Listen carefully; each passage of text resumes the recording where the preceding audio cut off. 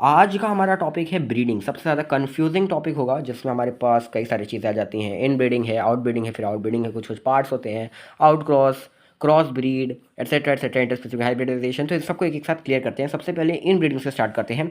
तो इन ब्रीडिंग के अंदर बेसिकली क्या होता है कि जहाँ पर सेम ब्रीड होती है और सेम ब्रीड के अंदर जो एनिमल्स होते हैं वो क्लोजली रिलेटेड होते हैं और वो 4 to 6 जनरेशन तक रिप्रोड्यूस करवाए जाते हैं। ऐसा करने से हमें इनब्रीडेड एनिमल्स मिलते हैं। अब बेसिकली इसमें किया क्या जाता है, तो हम लोग एक सुपीरियर मेल लेते हैं सेम ब्रीड के अंदर, एक सुपीरियर मेल लेते हैं, एक सुपीरियर फीमेल लेते हैं, उनकी मीटिंग कराते हैं। अब देखिए सुपीरियर फीमेल कौन होती है। सुपीरियर फीमेल वो होती है जो बहुत ज़्यादा अमाउंट में मिल्क प्रोड्यूस करे, और सुपीरियर मेल वो होता है जो एक स्ट्रॉन्ग प्रोजनी को पैदा करने की शक्ति रखे।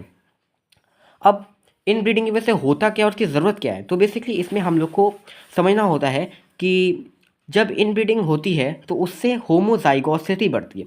होमोजाइगोसिटी बढ़ने से प्योर लाइन ऑफ एनिमल मिलता है। अब प्योर लाइन की ज़रूरत क्या है, तो हमने कई बार ऐसा देखा है कि जो प्योर लाइन के एनिमल्स होते हैं उनके अंदर अक्यूमुलेशन होता है सुपीरियर जीन का, और हम लोग बाय मेथड कॉल्ड सिलेक्शन उससे हम लोग उसके अंदर की जो इन्फीरियर जीन्स हैं उसको हम लोग एलिमिनेट कर सकते हैं। तो जो चीज़ें हम बचाना चाहते हैं प्रीवियस जनरेशन से उसको आगे वाली जनरेशन में लाना चाहते हैं वो हम आसानी से ला सकते हैं।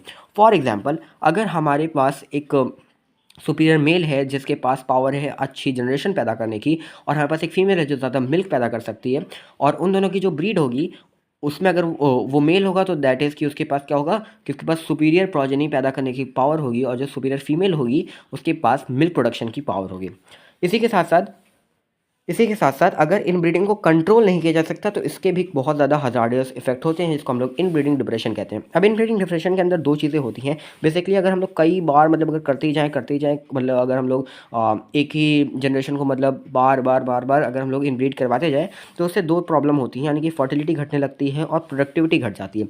अब इससे क्या होता है कि इससे जो हमारा ओवरऑल प्रोडक्शन है वो कम हो जाता है। तो इसको सही करने के लिए हम लोग क्या करते हैं, आउट क्रॉसिंग करते हैं। बिल्कुल, इस इनब्रीडिंग डिप्रेशन को सही करने के लिए हम लोग आउट क्रॉसिंग करते हैं, जहाँ पे हम लोग सेम ब्रीड के अंदर ऐसे जनरेशन के साथ ब्रीड करवाते हैं जो कि रिलेटेड ना हो from 4th to 6th generation on both side.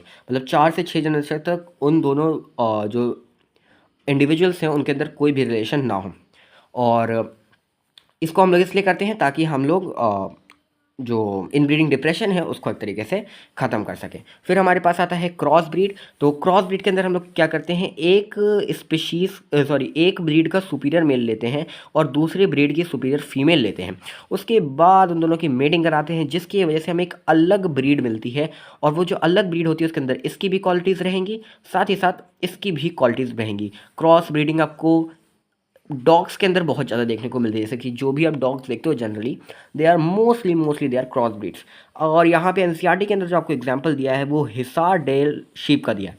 अब हिसार डेल शीप जो है वो बीकानेर ईवीस प्लस मैरिनो राउंड पंजाब में हमने इन दोनों को मेट करवाया था, और इन दोनों को मेट करने के बाद हम लोगों ने हिस्सा डेल बनाया था जो कि बहुत ही कमाल की शीप की वैरायटी है।